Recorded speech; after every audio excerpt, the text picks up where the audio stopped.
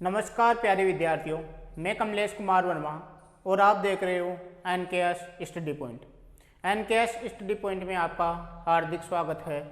आज हम इस वीडियो में क्लास 10th की प्रश्नावली 3.2 का क्वेश्चन नंबर 5 देखेंगे, जो हमारे पास दे रखा है कि एक आयताकार बाग जिसकी लंबाई चौड़ाई से 4 मीटर अधिक है का अर्ध परिमाप 36 मीटर है, बाग की विमाई ज्ञात करनी है। ठीक है, देखो क्वेश्चन क्या कह रहा है, पहले इसको समझते हैं कि आपके पास एक आयताकार बाग है, उसमें कह रखा है कि आयताकार बाग है, उसकी लंबाई है जो क्या है, चौड़ाई से कितनी अधिक है, 4 मीटर अधिक है।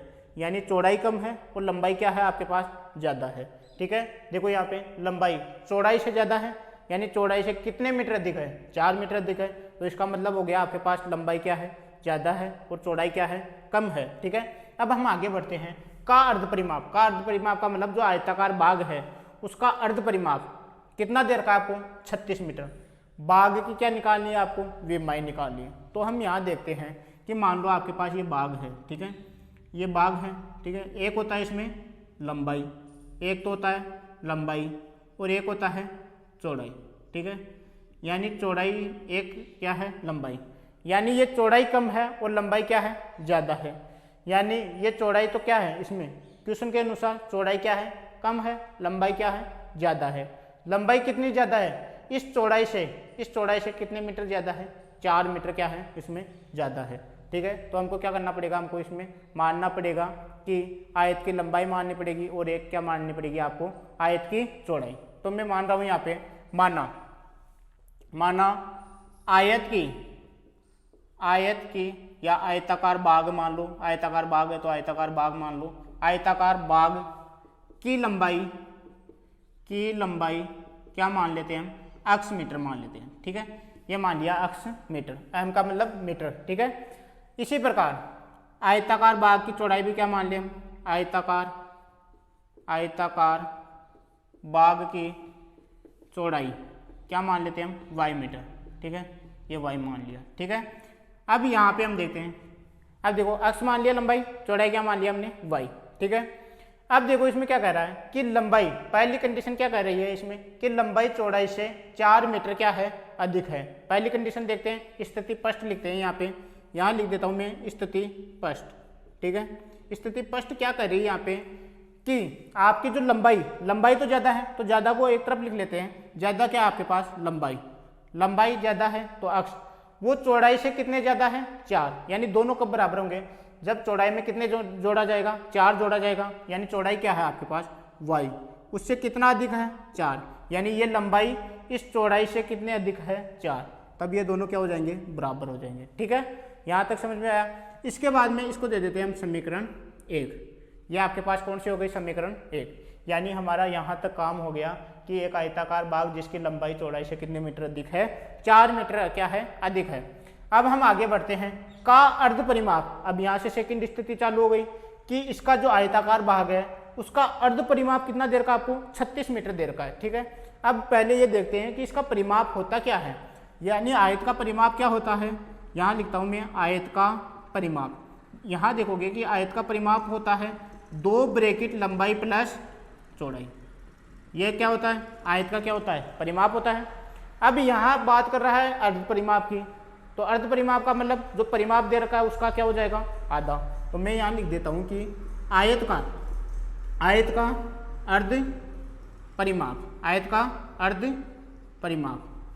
अर्ध परिमाप यानी इसका आधा, यानी जो पूरा परिमाप दे रखा है उसका क्या हो जाएगा, आधा। यानी 2 ब्रैकेट लंबाई प्लस चौड़ाई, ये तो पूरा परिमाप है, इसका क्या करेंगे हम, आधा का मतलब 2 का क्या लगाएंगे यहाँ पे, भाग। ये 2 से 2 कैंसिल, यानी अर्ध परिमाप क्या हो गया आपके पास, लंबाई प्लस चौड़ाई। यानी ये हुआ लंबाई प्लस क्या हो गया, चौड़ाई। तो यहाँ लिखता हूँ मैं। अब देखो यहाँ देखोगे लंबाई कितनी है आपके पास, अक्ष, प्लस चौड़ाई कितनी है, वाई। यानी आपके पास आयताकार अर्ध परिमाप कितना प्राप्त हो गया, अक्ष प्लस वाई। ये किसके बराबर है, 36। किसके बराबर है, 36 के बराबर है। अर्ध परिमाप कितना देर का है, 36। तो यानी दूसरी समीकरण आपके पास ये बन गई। यहाँ लिख रहा हूँ मैं दूसरी समीकरण, स्थिति सेकेंड। यहाँ देखते हैं कितना प्राप्त हुआ हमें, एक्स प्लस वाई। ये क्या है आपके पास, अर्ध परिमाप है, आयताकार अर्ध परिमाप कितना प्राप्त हुआ, लंबाई प्लस चौड़ाई, लंबाई प्लस चौड़ाई प्राप्त हुआ। लंबाई कितनी है, अक्ष प्लस क्या है चौड़ाई कितनी है आपके पास y, यानी अक्ष प्लस क्या प्राप्त हुआ y। यह आपके पास अर्ध परिमाप है, उसका अर्ध परिमाप कितना दे रखा है 36 मीटर, यानी बराबर ये अर्ध परिमाप किसके बराबर है 36 के बराबर है। तो ये हमारे पास कौन सी समीकरण प्राप्त हो गई, दूसरी समीकरण क्या हो गई प्राप्त हो गई।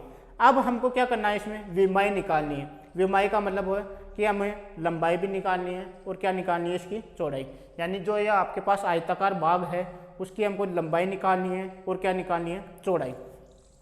तो आपके पास दो समीकरण दे रखी है। अब हम आगे बढ़ेंगे कि किन किन विधियों से हम सरल करते हैं। पहले हम एक विधि लगा लेते हैं यहाँ पे, प्रतिस्थापन विधि। प्रतिस्थापन विधि हम देखेंगे 3.3 में। पहले हम यूज करके यहाँ बता देते हैं कि क्या होता है प्रतिस्थापन विधि में। आपको क्या करना है कि आपको दो समीकरण दे रखी होगी उसमें, यानी आपको क्वेश्चन में क्या दे रखा होगा, दो समीकरण दे रखी होगी, उसमें आपको एक को सरल करना है। उसमें आपको या तो अक्ष का मान निकालना है या वाई का।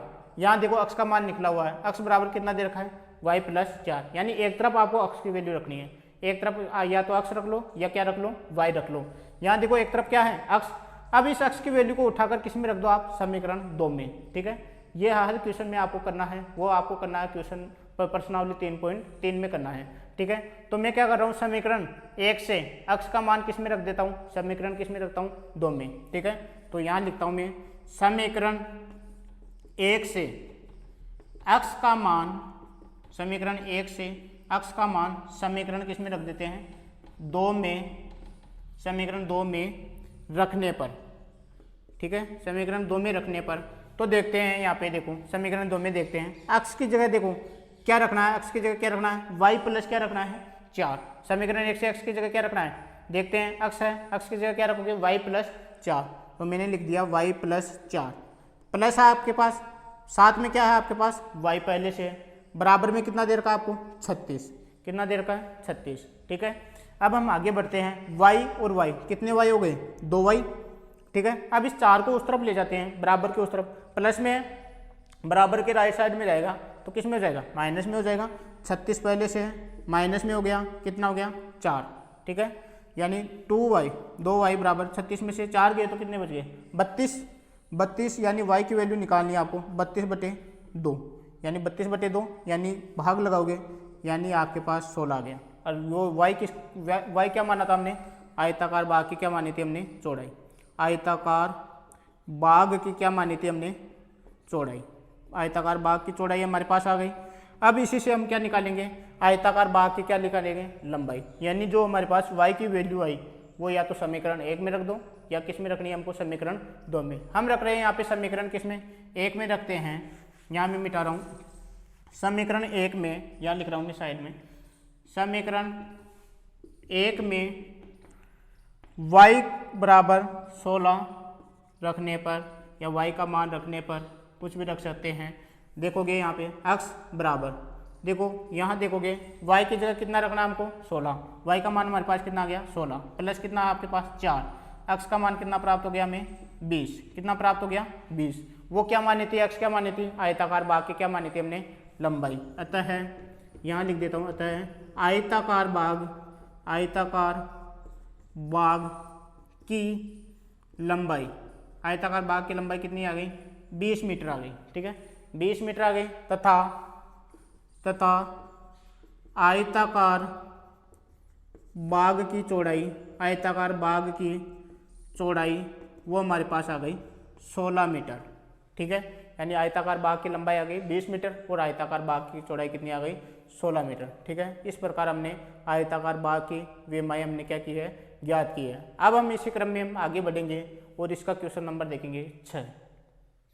अब देखते हैं हम क्वेश्चन नंबर 6 जो हमारे पास दे रखा है कि एक रैखिक समीकरण, आपको एक रैखिक समीकरण दे रखी है। ठीक है, कौन सी दे रखी है 2x प्लस 3y माइनस 8 बराबर में 0 दे रखा है, यानी 2x माइनस 3y माइनस 8 बराबर में 0 दी गई है। आपको एक रैखिक समीकरण दे रखी है, यानी क्वेश्चन में आपको ऑलरेडी एक समीकरण दे रखा है।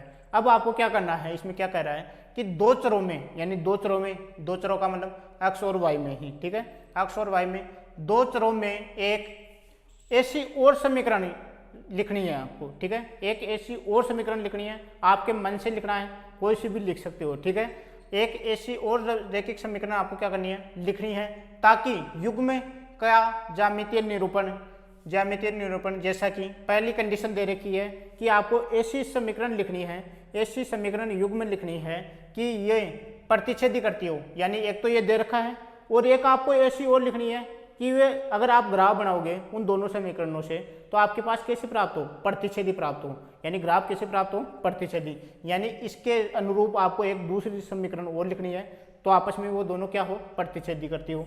दूसरी इसी के अनुरूप आपको दूसरी समीकरण और एक ऐसी लिखनी है कि अगर आप ये और एक आप अपने हिसाब से लिख रहे हो, उन दोनों से अगर ग्राफ बनाओगे तो आपके पास कैसे बने, वो समांतर बने, ठीक है, यानी समांतर बननी चाहिए, दोनों रेखाएं कैसी आनी चाहिए, समांतर आनी चाहिए ग्राफ बनाने पर। तीसरा, वो दोनों रेखाएं कैसी आनी चाहिए, समपाती आनी चाहिए, ठीक है।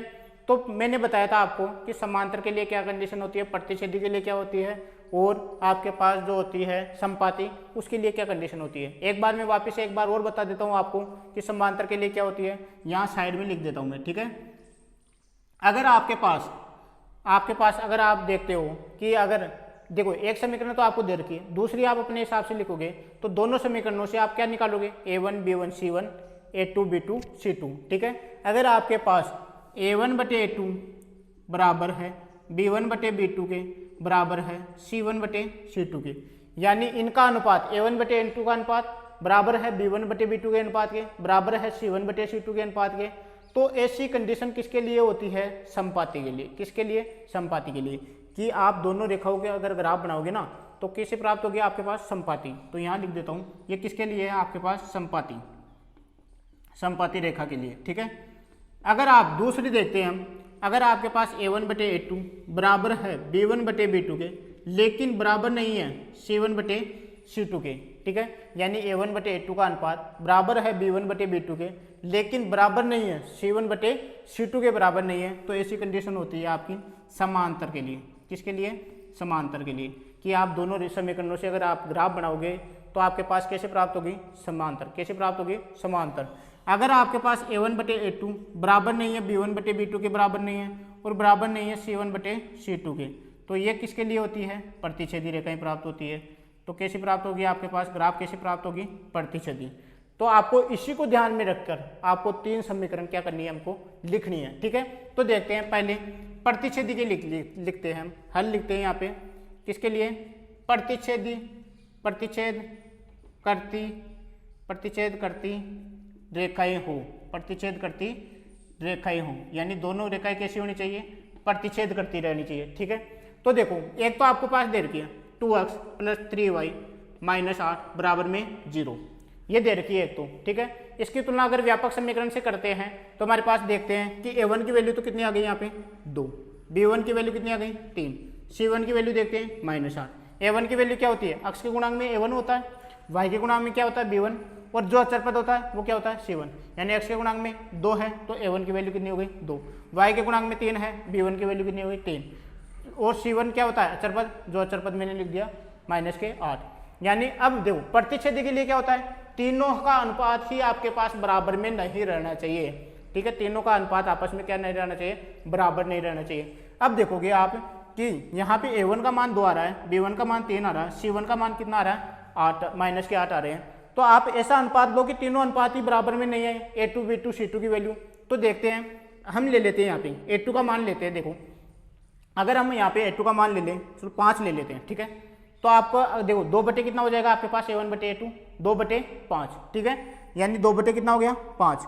अब इसके बराबर नहीं आना चाहिए b1 बटे b2 के, तो b2 की भी वैल्यू ऐसी ले लो कि 4 ले लें, यहाँ पे b2 की वैल्यू ले लें 4, आप अपने हिसाब से 7 8 10 15 जो भी ले लो, लेकिन a1 बटे a2 बराबर नहीं आना चाहिए b1 बटे b2 के। मैंने ले लिया b2 की वैल्यू कितने ले ली मैंने 4, और c2 की वैल्यू देखते हैं, मैं लिख लेता हूँ यहाँ पे 7, कितने ले लेता हूँ 7। अब देखते हैं कि तीनों बराबर आ रहे हैं क्या, a1 बटे a2 बराबर आ रहा है क्या 2 बटे 5, देखते हैं 2 बटे 5, b1 बटे b2 बराबर आ रहेगा 3 बटे 4 आ रहे हैं, ठीक है।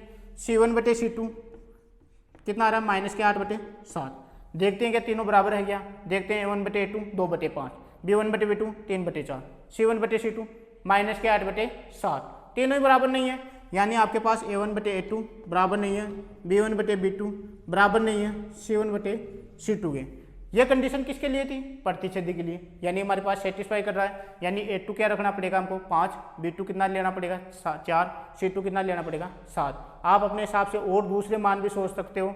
तो मेरे पास कौन सी समीकरण प्राप्त हो गई? क्या होता था? A2x plus B2y plus C2 बराबर में क्या होता था? 0। ठीक है, तो A2 की जगह रख देता हूँ मैं 5x, ठीक है, प्लस B2 की जगह मैंने रख दिया 4, तो 4y प्लस C2 की जगह मैंने क्या रख दिया 7 और बराबर में क्या रख दिया 0। तो ये देखो, ये मैंने समीकरण बनाई है, ये ऑलरेडी दे रखी है। अगर आप इन दोनों से ग्राफ बनाते हो, आप इन दोनों समीकरणों से ग्राफ बनाते हो, तो आपके पास ये दोनों रेखाएं कैसी होगी? प्रतिच्छेदी होगी। ठीक है, आप अपने हिसाब से दूसरा मान भी ले सकते हो। ठीक है, जैसे मैंने यहाँ देखो, ये भी सही है। दूसरा आप अपने हिसाब से यहाँ मान लो, और दूसरे भी मान ले सकते हो। मैं यहाँ पे ले रहा हूँ 2/3, यहाँ मान लो 3/2, और यहाँ ले लिया मैंने 8/5, ये ले लिया। ठीक है, यानी एक तो ले लिया 3, 2, 5। यहाँ देखते हैं कि बराबर आ रहा है क्या? देखते हैं यहाँ पे, ये देखो, ये तो 2 ही है। ठीक है, यहाँ मैंने चेंज कर दिया, कितना लिख दिया मैंने? 3। देखो ये 3 है। ठीक है, B1 की वैल्यू पहले ऑलरेडी, ये तो आपको एक समीकरण में दे रखी है A1, B1, C1 की वैल्यू। अब देखो चेंज तो यही करना है, ये हो गया 2, ये माइनस के 8 है, ये कितना हो गया 5। अब देखते हैं तीनों बराबर है क्या? 2/3, 3/2, 8/5।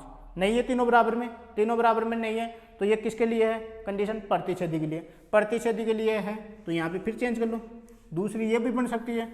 आप कितनी भी बना सकते हो। देखो 3 है A2 की वैल्यू, साथ में x, प्लस B2 की वैल्यू कितनी है आपके पास? 2, y है, C2 की वैल्यू कितनी है? 5 बराबर 0। अगर आप इनसे भी ग्राफ बनाते हो तो कैसे प्राप्त होगी आपके पास? प्रतिच्छेदी। और बहुत सारी है, आप अपने हिसाब से आपके मन में जो भी आए वो मान रख सकते हो। ठीक है, लेकिन ये ध्यान रख के रखना आपको कि A1/A2, B1/B2 और C1/C2 तीनों ही का अनुपात आपके पास बराबर नहीं आना चाहिए। ठीक है, अब हम आगे बढ़ते हैं तो देखते हैं यहाँ पे, ये तो एक के लिए कंडीशन हो गई, प्रतिच्छेदी के लिए कर लिया पहला। ठीक है, अब दूसरा है हमारे पास, दूसरी कंडीशन है कि समांतर हो। कैसी हो? समांतर हो। इसके लिए कर लिया प्रतिच्छेदी के लिए। अब दूसरी समांतर के लिए देखते हैं, तो समांतर हो, समांतर रेखाएं हो। कैसी हो? समांतर रेखाएं हो। तो पहले एक बार इसकी देखते हैं, समांतर रेखाएं कब होगी? कि A1/A2 इनका अनुपात बराबर आना चाहिए B1/B2 के। ठीक है, यानी A1/A2 का अनुपात B1/B2 के बराबर आना चाहिए, लेकिन C1/C2 के बराबर नहीं आना चाहिए। ठीक है, तो ऐसे मान रखेंगे। तो देखते हैं यहाँ पे A2, B2 और C2। ठीक है, ऐसा ही मान रखें, 2 रख लें यहाँ पे 4। देखते हैं 2/4 यहाँ रखते हैं हम। देखो 2/4 रखेंगे तो देखो 2 को किससे गुणा किया? 2 से। तो इसको भी ऐसे ही संख्या से गुणा करो, 2 से गुणा करो। जिससे इसको गुणा कर रहे हो इसी को उसी से गुणा करो। 2 को 2 से गुणा किया 4, 3 को 2 से गुणा करो, कितने हो गए? 6। देखो ये दोनों का अनुपात बराबर आ जाएगा, लेकिन इसको बराबर नहीं लाना है। ठीक है, इसको अलग से रख लो, 7, 8 जो भी रखना है, जो अलग मान रखना है। ठीक है, यहाँ देखते हैं कि A1/A2 बराबर है, देखो देखते हैं 2/4, तो 2 एकम 2, 2 दूनी 4। ठीक है, यानी 1/2। B1/B2 देखते हैं 3/6, 3 एकम 3, 3 दूनी 6। C1/C2, C1/C2 देखते हैं -8/5। यहाँ देखते हैं कि A1/A2 की वैल्यू आ रही है आपके पास 1/2, B1/B2 की वैल्यू आ रही है आपके पास 1/2, C1/C2 की वैल्यू आ रही है आपके पास -8/5। तो समांतर वाली कंडीशन बन रही है, यानी A1/A2 बराबर नहीं है, बराबर है, A1/A2 बराबर है B1/B2 के, बराबर नहीं है C1/C2 के। ठीक है, यानी कौन सी कंडीशन प्राप्त हो रही है हमारे पास? समांतर वाली प्राप्त हो रही है। ठीक है, तो देखो यहाँ पे लिख देते हैं। ठीक है, A2x plus B2y plus B2y plus C2 बराबर 0 प्राप्त होता है। ठीक है, यही होती है दूसरी व्यापक समीकरण। तो देखते हैं, एक तो मैंने लिया 4, तो 4 A2 की वैल्यू 4x प्लस B2 की वैल्यू 6y प्लस C2 की वैल्यू होगी हमारे पास 5 बराबर में 0। अगर आप इन दोनों से ग्राफ बनाते हो तो कैसे प्राप्त होगी आपके पास? समांतर। ठीक है, अब देखो एक और रख के दे देते हैं, रख के बता देते हैं आपको। ठीक है, ये तो आपके पास एक हो गया, दूसरा और रख के देख लेते हैं। ठीक है, अब यहाँ पे देखते हैं कि ये तो 4, 6 और 5 हो गए। ठीक है, अब आप देखो ऐसी संख्या लो, यहाँ पे इसको जिससे गुणा करो ना, यानी बराबर लाना है इसको और इसको, तो बराबर लाना है। इसको जिस संख्या से गुणा करो उसी संख्या को इस B2 को जो आपके पास B1 है उसको भी उसी से गुणा करो। ठीक है, जैसे मैंने पिछली बार 2 को 2 से गुणा किया 4, तो मैंने इस 3 को भी 2 से ही गुणा किया, ठीक है। तब आपस में क्या आएंगे, दोनों का अनुपात क्या आ जाएगा, बराबर आ जाएगा, ठीक है। तो देखो अब मैं ले रहा हूँ 2 को, जैसे मैंने 5 से गुणा कर दिया, 2 पंजे कितना हो गया 10, कितने से गुणा किया 5 से 10, तो 3 को भी किससे गुणा करो 5 से, 3 पंजे 15, ठीक है। यानी 5 को इससे गुणा किया तो 5 को इससे गुणा किया, तो यानी दोनों तब भी बराबर होंगे, यानी जिसको मैंने इससे गुणा किया उसी को मैंने इससे गुणा कर दिया। जो जैसे 2 को 5 से गुणा किया 10, 3 को 5 से गुणा किया 15। अब इसको तो अलग लाना है, तो अलग लाना है तो इसका तो मान ही अलग रखना है आपको, जैसे मैंने रख दिया यहाँ पे 7, ठीक है। यानी बराबर नहीं आना चाहिए। देखो a1/a2 बराबर है b1/b2 के, यहाँ b2 लिखना है आपको, ठीक है, b1/b2 के, ठीक है। अब देखते हैं 2 को मैंने 5 से गुणा किया तो 3 को भी 5 से गुणा किया, इसको बराबर नहीं लाना तो इसको अलग से रखना है, ठीक है। अब देखते हैं यहाँ पे कि 2 तो है इसका मान और 10 हो गया a2 का मान, तो 2 एकम 2, 2 पंजे 10, यानी 1/, कितना आया 5। अब यहाँ देखते हैं 3 है और 15 है, तो 3 एकम 3, 3 पंजे 15, यहाँ देखते हैं कि 1/5, और देखते हैं माइनस के 8 ये हो गया 7। यहाँ देखते हैं कि a1/a2 का मान 1/5, b1/b2 का मान 1/5, c1/c2 का मान माइनस के 8/7, यानी a1/a2 बराबर है b1/b2 के और बराबर नहीं है c1/c2 के, ठीक है। तो ये कंडीशन किसके लिए थी, समांतर के लिए, ठीक है। यहाँ तो कोई दिक्कत नहीं। अब यहाँ पे देखते हैं, यहाँ पे मान रखना है a2 का मान, a2 का मान हमने क्या माना 10 माना, कितना माना 10, 10 के साथ x प्लस b2 का मान कितना माना मैंने 15 y, और c2 का मान कितना माना मैंने 7, तो 7 बराबर में 0, ठीक है। ऐसी कंडीशन हो गई, यानी इसका ये समीकरण जो हमने बनाई और जो दे रखी है, अगर आप इसका ग्राफ बनाते हो तो कैसी कंडीशन प्राप्त होती है आपके पास, समांतर। अब इसका एक लास्ट बचा है, वो है हमारे पास समपाती। कैसे प्राप्त हो, हमें समपाती रेखाएं प्राप्त हो, ठीक है। तो समपाती के लिए देखते हैं हम, समपाती के लिए बनाते हैं। समपाती के लिए कंडीशन क्या होती है, a1/a2 बराबर है b1/b2 बराबर है c1/c2 के, ठीक है। यहाँ मिटा देता हूँ मैं। अब देखो तीसरी कंडीशन है हमारे पास, समपाती रेखाएं हो, समपाती रेखाएं हो, समपाती रेखाएं हो। अब यहाँ बनाते हैं हम, तो देखते हैं a1 की वैल्यू तो हमारे पास 2 है, b1 की वैल्यू 3 है, c1 की वैल्यू -8। इसको तो चेंज नहीं करना क्योंकि आपको पास ये एक समीकरण आपको ऑलरेडी दे रखी है, दूसरी आपको बनानी है, ठीक है। अब देखते हैं कि समपाती के लिए कंडीशन क्या होती है, इसको मैं मिटा देता हूँ, इसका कर लिया हमने। समपाती के लिए कंडीशन होती है कि तीनों का अनुपात आपस में क्या होना चाहिए, बराबर होना चाहिए। तो आपको जो a2, b2 और c2, ठीक है, ये जो मानना है एक अनुपात में क्या करना आपको मानना पड़ेगा। यानी जिस देखो अनुपात का मतलब जैसे इसको जिस संख्या से गुणा करो उसको भी उसी संख्या से गुणा करो, और आगे वाली जो लास्ट में है उसको भी उसी संख्या से क्या करना है, गुणा करना है, ठीक है। जैसे मैं इसको गुणा कर रहा हूँ 2 से गुणा कर रहा हूँ, 2 को 2 से गुणा कर रहा हूँ 4, 3 को भी किससे गुणा करना पड़ेगा, 3 को भी 2 से, 3 दूनी 6। लेकिन यहाँ माइनस है तो माइनस से तो गुणा करना पड़ेगा ही, माइनस को तो गुणा करना पड़ेगा ही।